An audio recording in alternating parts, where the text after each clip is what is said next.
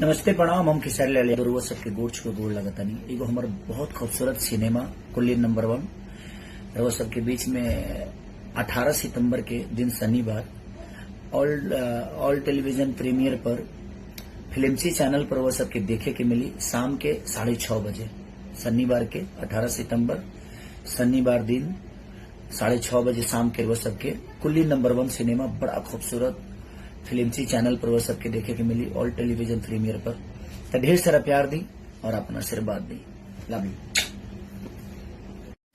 नमस्ते प्रणाम। हम खेसारी लाल यादव सबके गोड़ छुके गोड़ लगतानी। एगो हमार बहुत खूबसूरत सिनेमा कुल्ली नंबर 1 रउआ सबके बीच में 18 सितंबर के दिन शनिवार ऑल टेलीविजन प्रीमियर पर फिल्मसी चैनल पर वो सबके देखे के मिली शाम के 6:30 बजे।